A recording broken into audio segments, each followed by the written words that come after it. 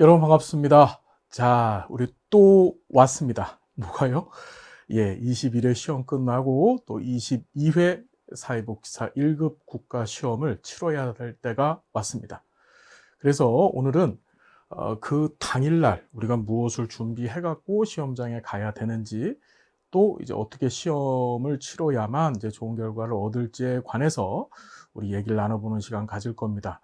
짧은 시간 안에 많은 얘기들을 다뤄볼 거예요. 여러분 잘 경청해 주시고, 이것이 반드시 여러분들 합격에 도움이 될 내용이기 때문에 잘 좀 경청해 주셨으면 좋겠습니다. 자, 디데이 며칠입니까? 2024년 1월 13일 토요일. 그렇죠? 이날 우리는 시험을 보게 됩니다. 제22회 사회복지사 1급 국가시험을 보게 되죠.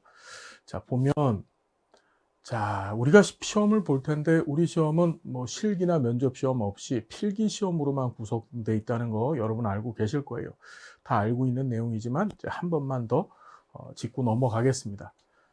자, 시험 과목 수는, 자, 과목이 3과목, 8영역으로 시험을 보죠. 그래서 문제 수가 200문제. 왜 200문제가 되냐? 각 영역별로 25문제씩 시험을 보니까 25 곱하기 8 해서, 이래서 200문제가 되는 거고, 객관식, 자, 오지, 택 1형, 우리 오지 선다형으로 시험을 보시게 될 거예요. 자, 우리 합격에 있어서는 합격 조건도 여러분 잘 아시죠? 과목별 40점 이상. 그 다음에 총점은 60점 이상. 그러니까 과목별 40점 이상을 맞으셔야 과락이 되지 않고, 과목별 낙방이라고 말씀드렸었죠. 그 다음에 총점은 200점 만점에서 60점 이상, 즉 120점 이상 맞아 주셔야 됩니다. 문제수가 200개인데 120개 이상, 그럼 합격할 수 있어요. 누누이 말씀드렸지만 과락은 크게 신경 쓰지 않으셔도 된다고 얘기했고, 총점을 120점 이상 맞추는데, 120점 이상입니다. 그러니까 119개 맞으신 분은 죄송하지만 불합격, 120점 맞으시면 합격이 되는 시험이에요. 그렇죠, 여러분? 그래서 120점 200문제 중에서 120개만 맞추면 된다. 80개는 틀려도 된다. 그러니까 영역별로는 각 10개씩 틀려도 된다. 그래도 합격에는 문제가 없다는 거 기억해 두시고, 뭐 여기는 다 상식적인 얘기입니다. 자, 1급 시험에 필기시험에서 합격을 하시게 되면, 여러분들이 1월 13일 날 보시는 시험은 필기시험이거든요. 여기서 합격을 하시게 되면 이제 합격 예정자가 됩니다. 합격자가 아니고 합격 예정자. 그래서 합격 예정자가 이제 서류를 제출을 하죠. 그러니까 응시 자격에 부합되는지를 확인하기 위한 서류를 한국사회복지사협회에 제출을 하게 되고, 그 서류 심사까지 끝나야 이제 최종 합격자가 돼서 사회복지사 1급 자격증을 취득하실 수 있는 거예요. 그러니까 우리는 이번 시험은 뭡니까? 합격 예정자가 되기 위한 시험을 치르시는 겁니다. 우리 선생님들께서는 물론 시험 응시 자격 조건들을 다 갖추고 계시죠. 그거 제가 누누이 말씀드렸습니다. 그래서 그 조건을 다 갖추셨다라고 확인을 하고, 또 확신을 하고, 그 다음 단계로 넘어가겠습니다. 자, 시험장에 가시면 이렇게 시험을 봐요. 시험지가 이렇게 생겼습니다. 이게 2020년도 18회 시험지를 이게 카메라로 촬영을 한 건데, 1교시 때, 2교시 때, 3교시 때 이렇게 두툼한 시험지 덩어리를 줍니다. 두툼한 시험지 덩어리를 줘요. 그리고 자, 1교시가 50문제를 시험 봅니다. 사회, 인간행동과 사회환경 25문제, 사회복지 조사론 25문제에서 50문제를 50분 동안 풀으셔야 되고, 2교시는 자, 3가지 영역을 시험 본다 그랬습니다. 사회복지 실천론, 실천기술론, 지역사회복지론. 그렇죠. 그 3영역은 묶어서 2교시 사회복지 실천이라고 하는 과목으로 시험을 보시게 될 거예요. 이때도 두툼하게 줍니다. 그 다음에 3교시는 사회복지 정책론, 행정론, 법제론 해서 사회복지 정책과 제도라고 하는 과목을 갖고, 자, 각 25문제, 즉 한 문제당 1분씩 해서 75분 을 주고 시험을 보게 됩니다. 시험지 이렇게 생겼다는 거. 자, 그래서 이렇게, 이 시험지 바뀌지 않아요, 항상. 시험 다 보신 다음에, 종료 후에 이 시험지는 집에 갖고 가실 수 있습니다. 집에 갖고 가시는 거예요. 혹시 또, 거기다 놓고 가야 된다, 이게 아니고, 꼭 시험장에서 들고 나오십시오. 그래서 그 당일날, 뒤에서 다시 말씀을 드리겠지만, 당일 5시에 가다반이 공개가 되거든요. 그 가다반이 나왔었을 때 여러분 어떻게 이제 시험지에다가 여러분들이 정답을 체크하셨을 거 아니에요. 예, 그걸 이제 맞춰보시는 시간을 좀 가지시면 그럼 미리 이제 합격 유무, 물론 우린 다 합격할 거지만 자, 합격 유무를 확인해 보실 수 있습니다. 자, 시험 시간인데 올해도 작년처럼 점심시간이 없습니다. 올해도.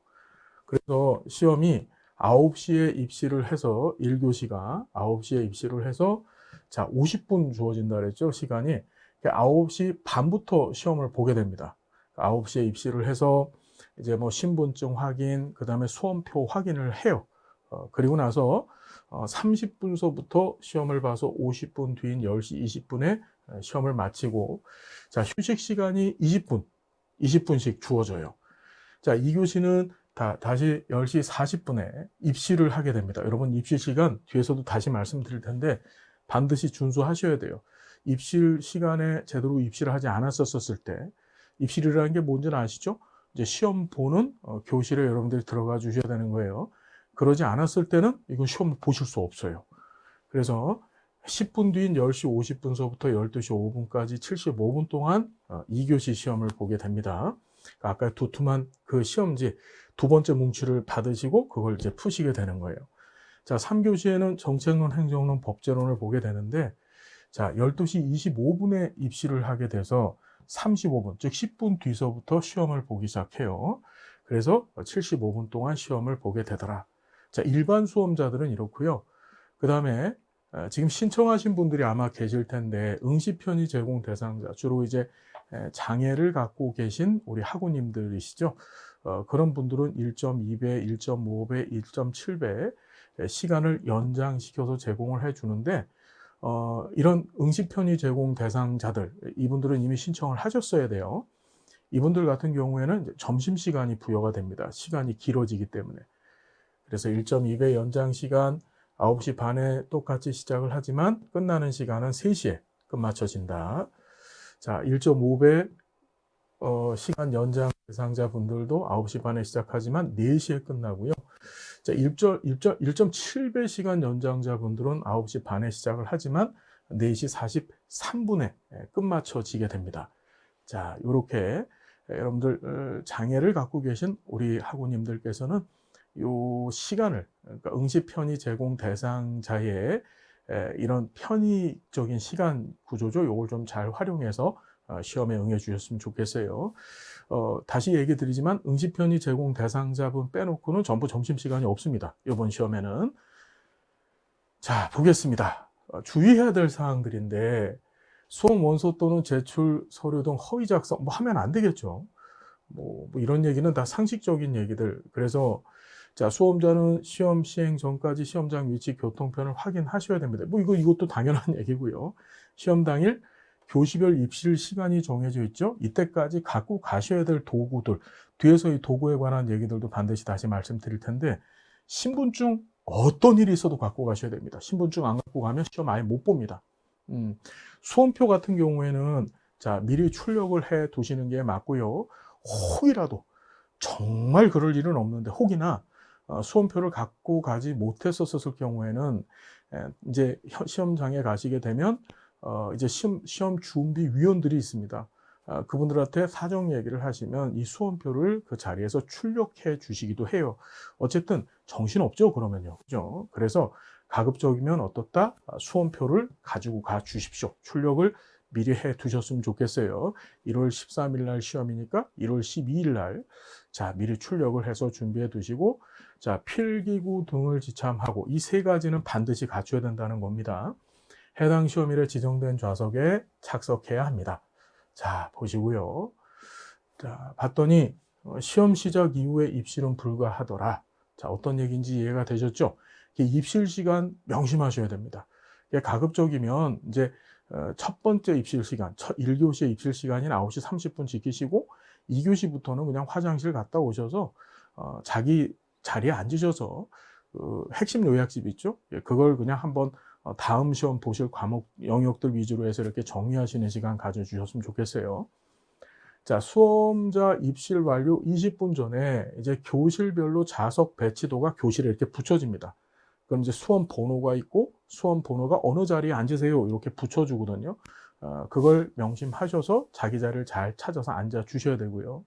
자, 신분증 인정 범위가 있는데 여러분 요 얘기가 중요합니다. 신분증을 당시에 미지참하시는 분들은 아예 시험을 볼 수가 없습니다. 수험표 같은 경우에는 말씀드렸지만 당일날 거기에서 출력도 하실 수 있고요.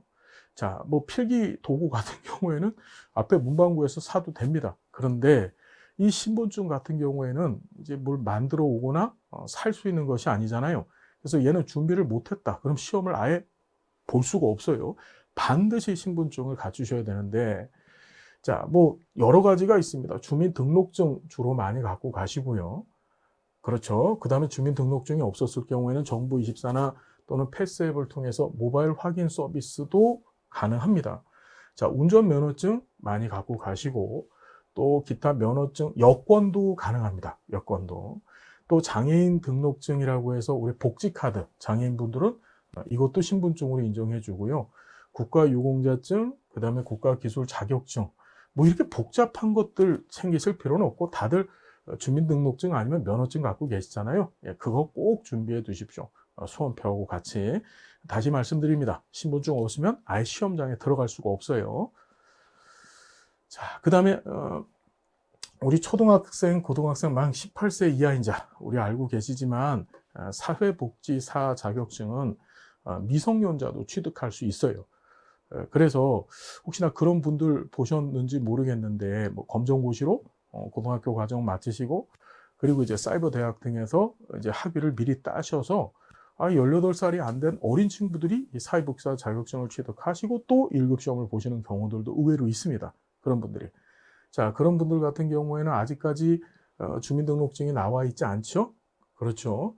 운전면허증도 없을 겁니다. 그래서 그분들 같은 경우는 학생증이나 뭐 재학 증명서, 뭐 그다음에 국가자격 검정용 신분 확인 증명서라고 해서 산업인력관리공단에서 이걸 뗄 수 있어요. 그다음에 청소년증, 우리 청소년 기본법에 따른 이 청소년증 받을 수 있죠. 자, 미취학 아동들, 자, 이런 것들 있고요. 군인 같은 경우에는 국가검정용 신분 확인 증명서, 외국인은 외국인 등록증, 국내 거소신고증, 영주증 이런 것들을 하나씩 준비를 하시면 되겠더라. 이해가 됐죠, 여러분? 자, 계속 보겠습니다.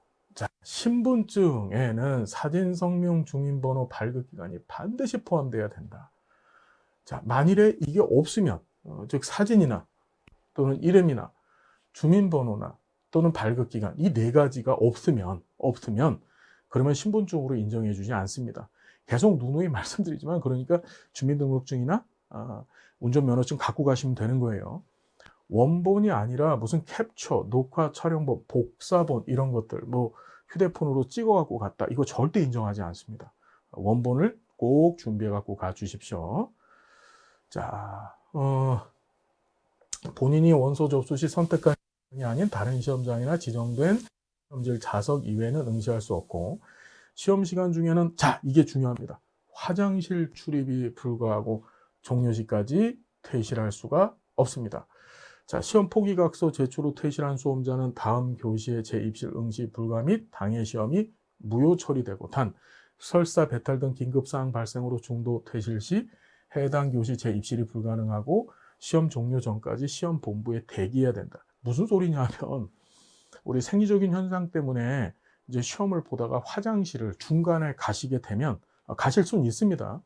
가시게 되면 다시 입실해서 시험을 볼 수 없다는 얘기예요. 그러니까 이게 되게 무서운 얘기죠. 예, 중간에 시험을 끊고 화장실 가시면 안 된다는 얘기예요. 그래서 쉬는 시간 20분씩 주어진다 그랬죠. 반드시 볼일을 꼭 보시고 다시 시험장에 오셔야 된다. 날씨가 춥습니다.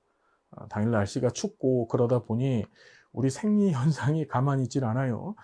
실제 시험장에 가면 이런 요인 때문에 중간에 나오셔서 시험을 적극적으로 제대로 검토해보거나 풀지 못한 상태에서 시험을 마치시고 그것 때문에 아쉬워하시는 선생님들께서 은근히 많습니다. 다시 말씀드리지만 중간에 나오지 않게 즉 75분 그러니까 50분, 75분 시험을 보면 그 시간 안에는 화장실 가면 안 된다. 그 시간 안에는 시험에만 집중해야 된다라는 생각 가지시고 여러분 중간에 이탈하시면 안 된다는 거 명심해 주십시오. 자, 결시 또는 기권 답안지 제출 불응을 한 수험자는 해당 교시 시험에 응시할 수 없습니다. 자, 무슨 얘기인지 이해가 되셨죠? 이게 시험 포기각서를 쓰게 해요. 중간에 나오고 이러면은요, 그러니까 퇴실을 하면 중간에 나 안 볼래 이러고 나오잖아요. 그죠?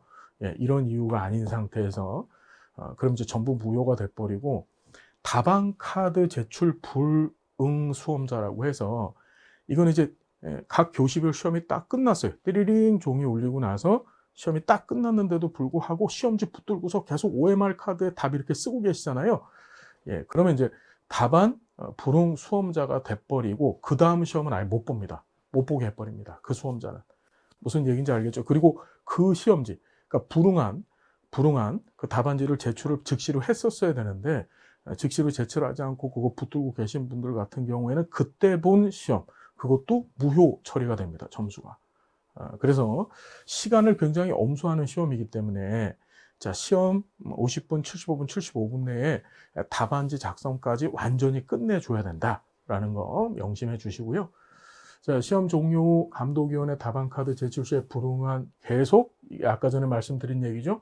작성하는 경우 당해 시험은 무효 처리되고 부정행위자가 됩니다.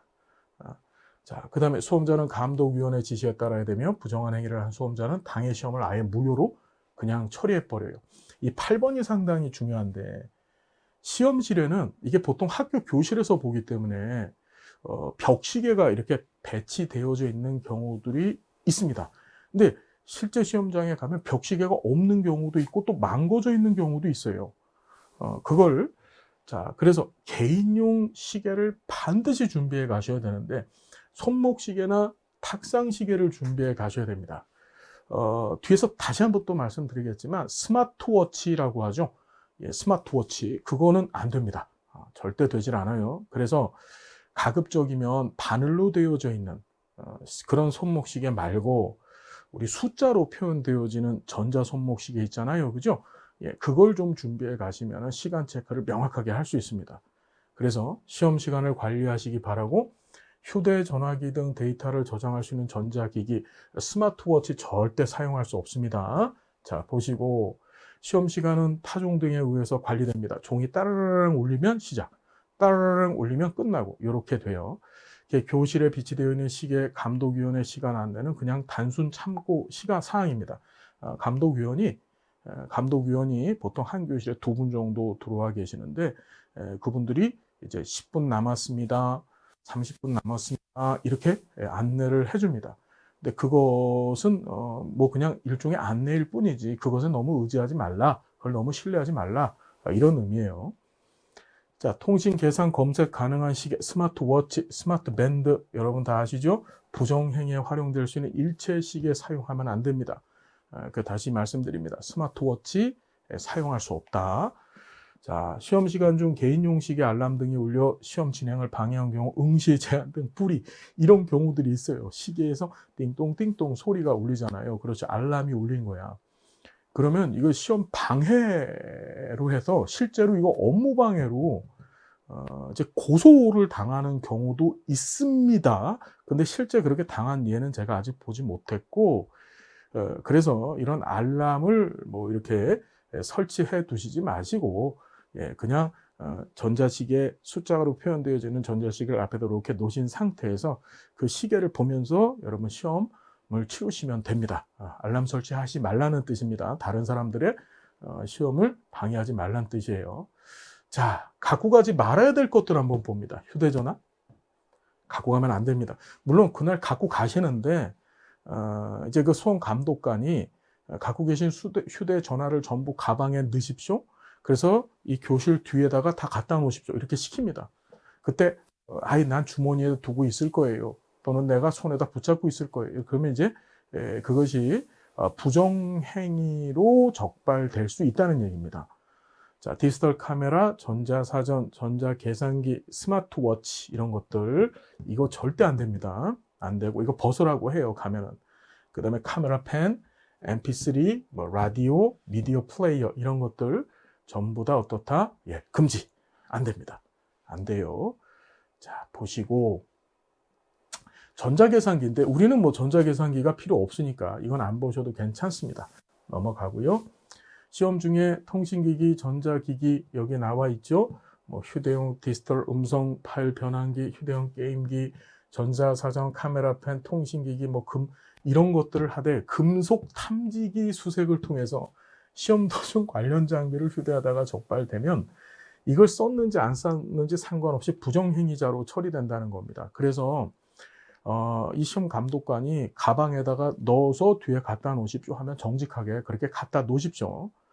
자, 그 다음에 휴대폰은 전원 오프해서 시험위원 지시에 따라서 보관을 해야 됩니다. 시키는 대로 잘 하시면 돼요. 자, 그 다음에 답안 카드에 기재된 수험자 유의사항 꼭 읽어보시고, 그 다음에 자, 답안 카드에 형별을 마킹하셔야 되고, 그 다음에 문제 번호가 1번부터 125번까지 인쇄되어져 있고, 반드시 시험 문제지의 문제 번호와 동일한 번호에다가 마킹하셔야 되겠죠. 밀리거나 이랬다가는 이제 밀린다는 게 뭔지 아시죠? 예, 그랬다가는 정말 대량 난감한 겁니다. 잘 시험지와 그 다음에 답안 카드하고 서로 잘 대조를 하시면서 정리를 해 주셔야 되고, 자, 답안 기재 마킹 시에는 반드시 무슨 색? 검은색 컴퓨터용 사인펜을 사용하셔야 됩니다. 자, 기계가 인식할 수 있는 검은색 사인펜 쓰셔야 되는 거 아시죠? 자, 그리고요. 자, 채점은 전산, 자동으로 판독을 하게 되어져 있어요. 그래서 답안카드 기재 마킹 착오나 불완전한 마킹 수정, 예비 마킹, 그 다음에 형별 마킹 착오 등의 판독 불능 이런 일들이 벌어지면 이거는 전적으로 수험자 책임이 되어집니다. 자, 여기 잠깐 보시면요. 그러니까 답안을 잘못 작성했었을 경우에는 답안 카드를 교체해달라고 요구할 수 있습니다. 무슨 얘기인지 이해가 되시죠? 그래서 수험 관리자한테, 그 수험 감독관한테 카드, OMR 카드 바꿔주세요라고 얘기하면 바꿔주거든요. 또 수정 테이프 쓸 수 있어요. 여러분 중요한 게 수정 테이프는 쓸 수 있습니다. 그런데 수정액이나 또는 스티커라고 하잖아요. 이렇게 뜯어갖고 붙이는 거. 예, 그거는 컴퓨터 판독이 안 된대요. 예, 그래서 만일에 이 답안 카드를 수정하시려면 수정 테이프는 사용하셔도 되는데 저는 사실 이거 적극 권하진 않습니다. 왜냐하면 이 수정 테이프도 기계 판독을 할 때 오류가 좀 있다고 하더라고요. 그래서 이런 테이프 웬만하면 사용하지 마시고 그냥 표기를 잘 해주셨으면 좋겠어요. 그 표기에 관한 얘기도 뒤에서 한번 다시 얘기해 보시자고요.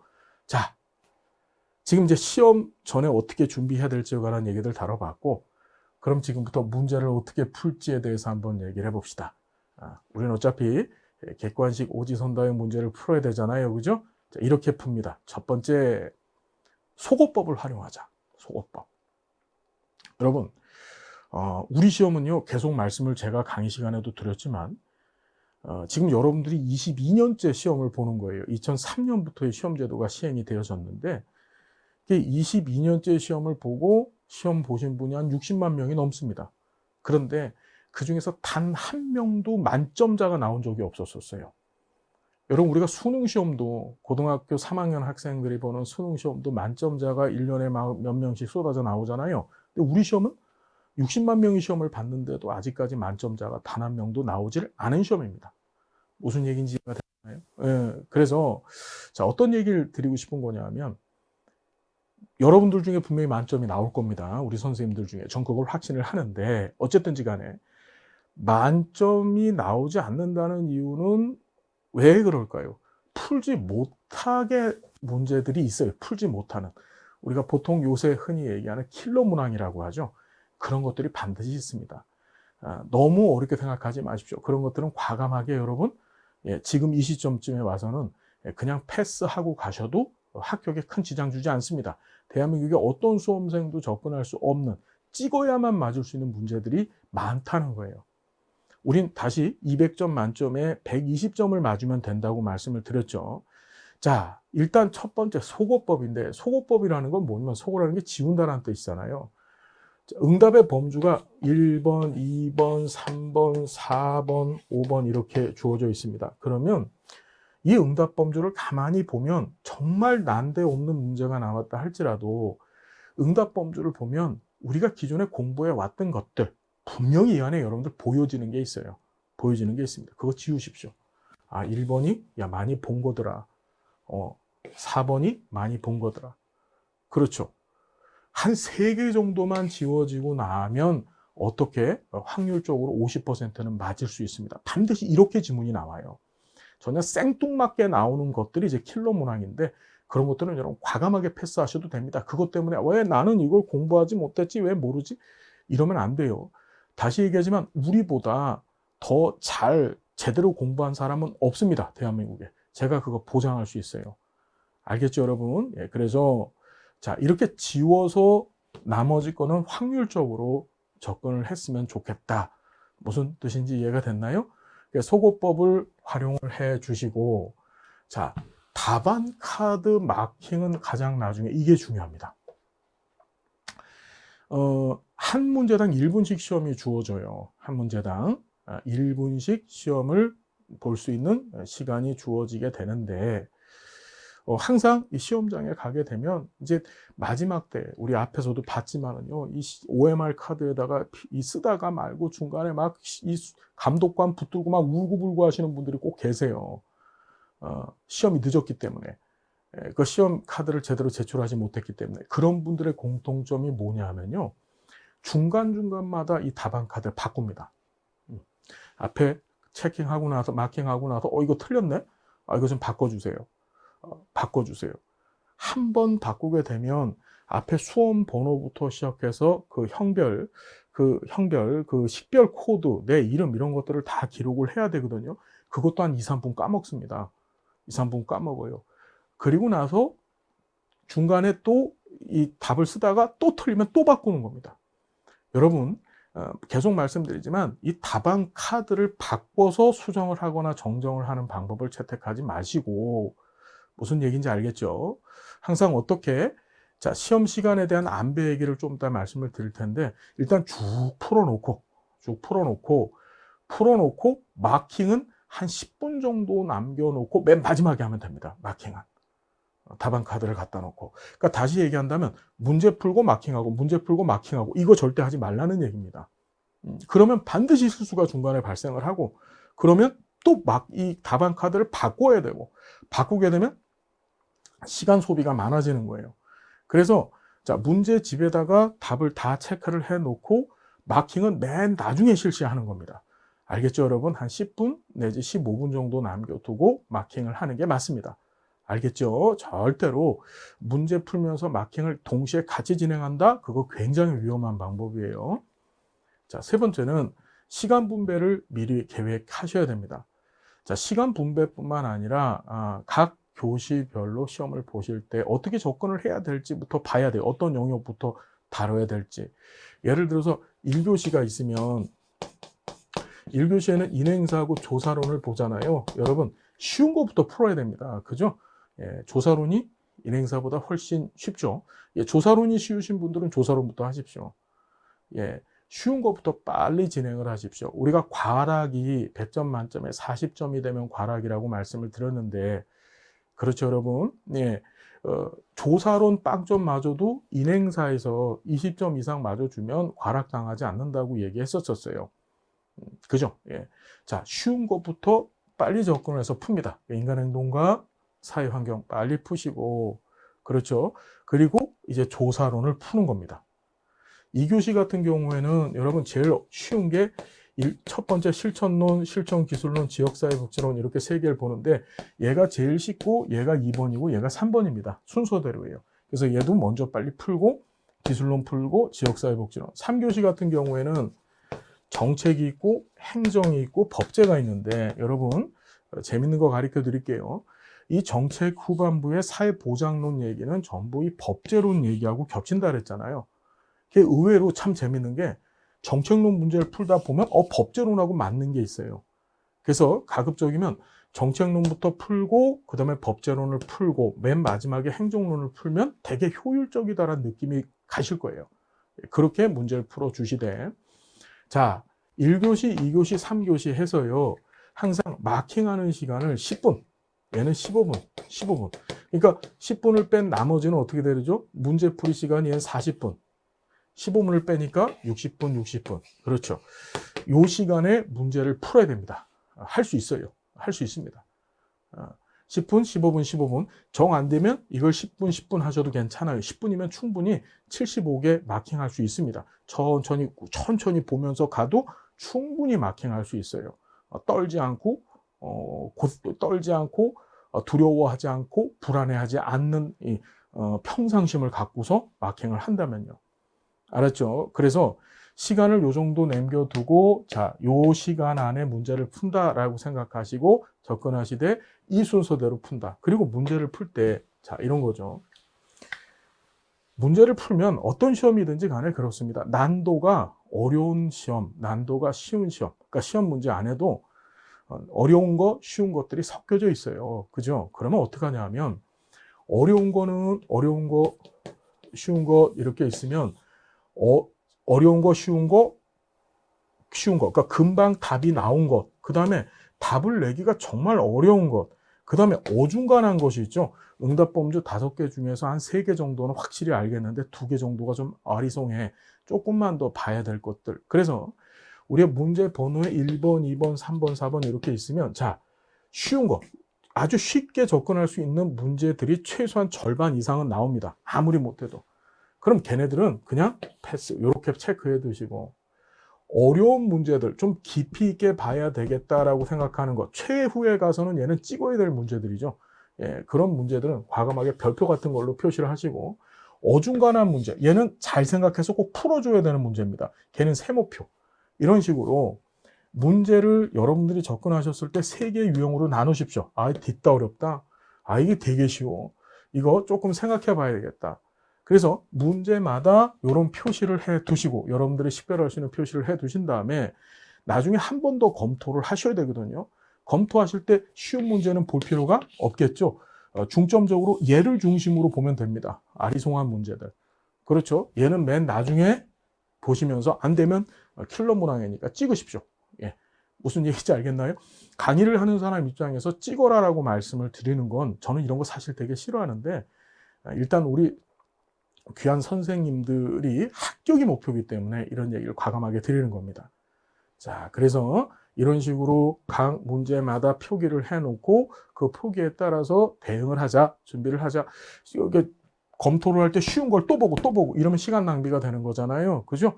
예, 또 보고 또 봐야 될 건 얘를 또 보고 또 봐야 되는 겁니다. 얘는 깊게 한번 생각해 보시고 안 된다. 그러면 이제 패싱 하시면 되는 거예요. 자, 내가 모르는 것은 다른 누구도 모릅니다. 이런 거는요.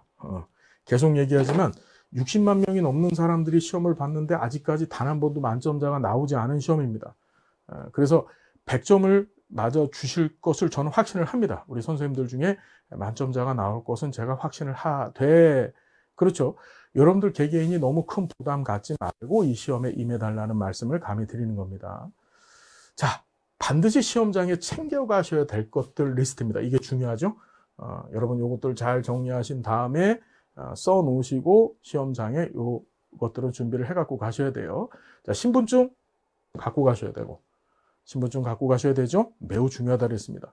수험표도 미리 출력을 해서 준비를 해 두십시오. 예, 그렇지 않으면 시험장에 가셔서 정말 정신없습니다. 남들 차분히 앉아서 1교시 시험 준비, 인간행동과 사회환경 조사론 준비를 하고 있을 때 여러분들은 막 이리 뛰고 저리 뛰고 하면서 수험표 출력하러 다녀야 돼요. 그러니까 미리 수험표 출력을 해 두시고, 자, 신분증으로 나오는데 신분증이 아니라 이게 뭐죠, 여러분? 예, 수정 테이프라 그랬죠? 혹시나 모르니까 수정 테이프 준비해 주시고, 컴퓨터용 사인펜 준비를 꼭 좀 해 두십시오. 자, 그 다음 무릎 담요를 하나 준비해 주셨으면 좋겠습니다. 이게 시험이 항상 1월이나 2월에 있다 보니까 날이 춥습니다. 당일 1월 13일 날 제가 날씨 검색을 좀 해봤어요. 그랬더니 이제 서울시 기준으로 최저 영하 4도에서 최고 영상 4도라고 합니다. 그러니까 추운 날이죠. 특히 아침 9시까지 가시게 되면 영하권에 아마 계실 거예요. 굉장히 춥습니다. 그리고 교실이 그 난방 절약 그 캠페인을 하고 있대요, 지금. 이전에도 그랬고. 그래서 난방을 잘 안 해줍니다. 굉장히 춥다는 게 일반적인 이야기들이에요. 여러분들 선배님들의 이야기. 그래서 시험을 보실 때는 두툼하게 옷을 입으시고 또 무릎 담요 하나 무릎에다 딱 놔주시고 시험을 보시면 이제 아늑한 마음으로 시험 보실 수 있어요. 그리고 말씀드렸듯이 손목시계 반드시 챙기셔야 됩니다. 손목시계. 어떤 분이 그렇게 질문 주셨더라고요. 다이소에서 파는 무슨 그 카운터 되는 시계 있잖아요. 그거 가능합니다. 예, 그런 것들도 준비하셔도 괜찮아요. 그러니까 스마트워치는 안 되는 겁니다. 스마트워치나 휴대폰에 있는 시계는 절대 안 됩니다. 이 시계 안 갖고 가셨다가 큰 낭패를 당합니다. 시험 시간에 대한 감을 세우지 못하기 때문에 낭패를 당하기 때문에 꼭 시계를 준비해 주십시오.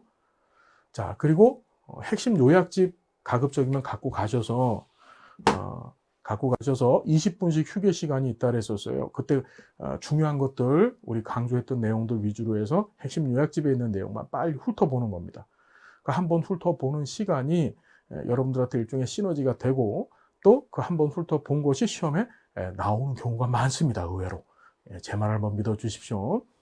자, 간편 간식인데 우리 12시가 넘어서 시험이 끝나잖아요. 점심시간이 없고. 그죠? 출출하고 배고픕니다. 간단한 간식을 좀 하나 챙겨주시는 것 추천을 합니다.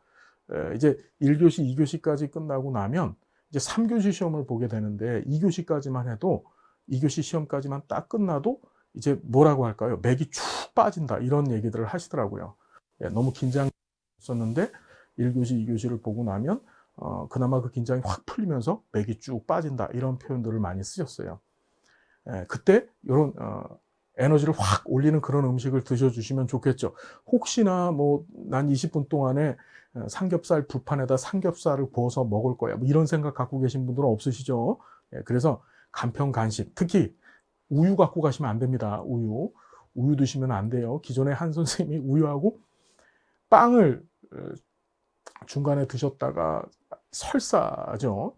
예, 그것 때문에 중간에 시험장을 나오시는 바람에 시험을 재수하시게 된 경우를 제가 본 적이 있습니다. 그래서 이런 에너지바라고 보통 얘기하죠. 간편 간식은 하나 꼭 달달한 걸로 준비를 좀 해 주셨으면 좋겠습니다. 꼭 갖고 가셔야 돼요. 자, 그리고 가다반 공개 및 의견 제시라고 해서 이제 시험을 다 봤잖아요. 시험을 보고 나면 그 당일날 오후 5시가 되면 가다반이 큐넷 사회복지사 1급 홈페이지에 공개가 됩니다. 이 가다반은 말 그대로 가짜 답안이에요. 그러니까 여러분들 앞에서 우리 시험지 갖고 나오실 수 있다 그랬죠? 시험지에 여러분들이 정답을 체크해 놓으셨을 거 아닙니까? 그러면 그 시험지랑 이 가다반을 빨리 비교해 보는 겁니다. 그러고 나서 120개가 넘으면 어떻게 이제 저한테 문자 메시지를 주시거나, 알겠나요? 문자 메시지를 주시거나 우리 홈페이지나 카페에다가 합격했어요 라고 이렇게 글을 올려주셔야 됩니다.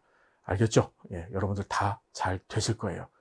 그래서 가다반에 만일 문제가 있다. 이제 저도 가다반을 받아 놓으면 그걸 갖고서 문제가 있으면 우리 사회복지사 1급 시험은요. 이게 문제은행 방식이 아니고 출제위원들, 교수님들이 출제를 하는 방식이라서 그 교수님들도 사람이잖아요. 그죠? 실수를 할 때가 분명히 있습니다. 그렇죠. 그래서 예를 들어 19회 시험 같은 경우에는 그 실수한 게 너무 많아서 이 가다반 의견 제시 때 의견을 받아가지고 전체 정답으로 해준 문제가 상당히 많습니다. 그것 때문에 이제 19회 때 시험의 합격률이 확 올라갔었죠. 60%가 넘었었어요. 그런 식으로 저도 확인을 해 볼 텐데 분명히 100% 맞지 않은 문제도 있을 수 있습니다.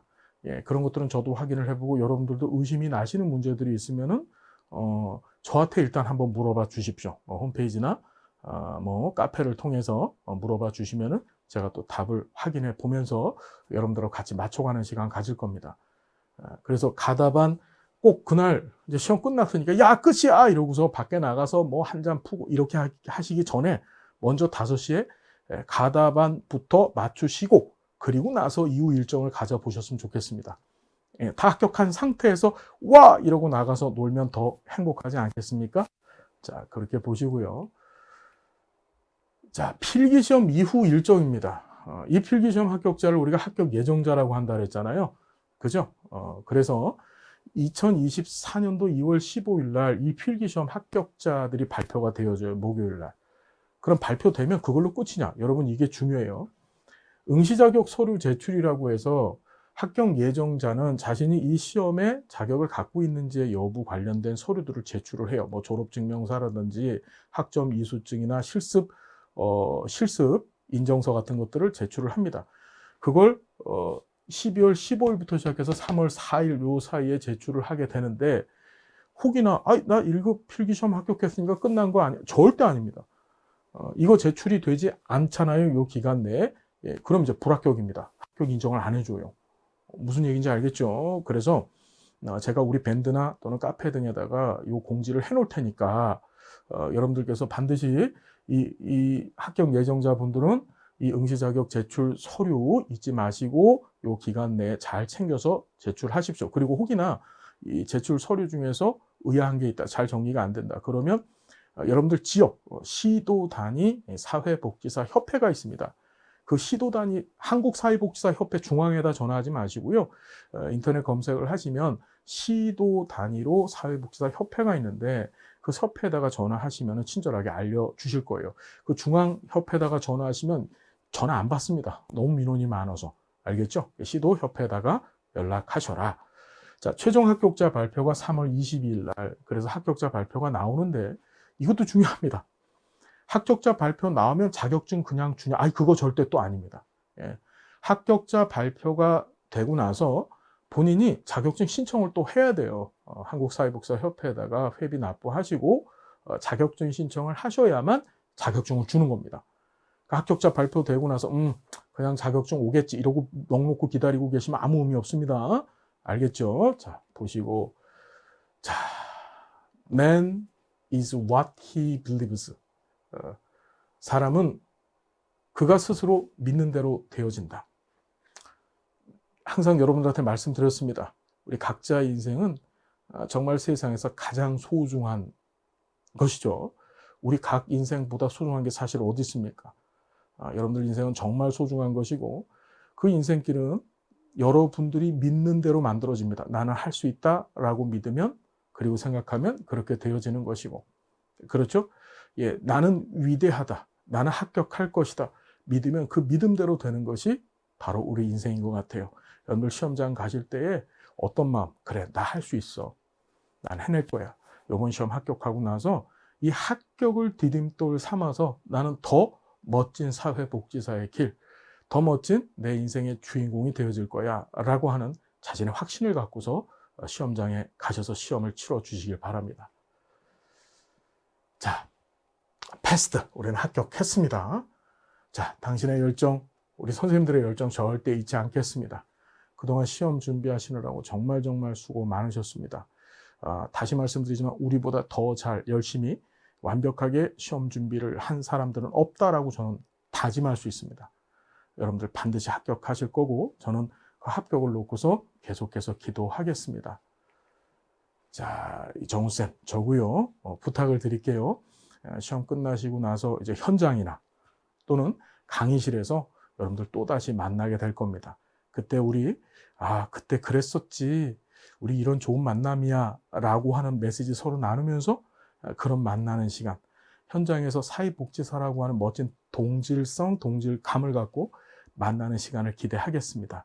여러분 정말 감사드리고 이번 시험 잘 치러 주십시오. 끝까지 응원하겠습니다. 자, 감사드립니다. 고맙습니다.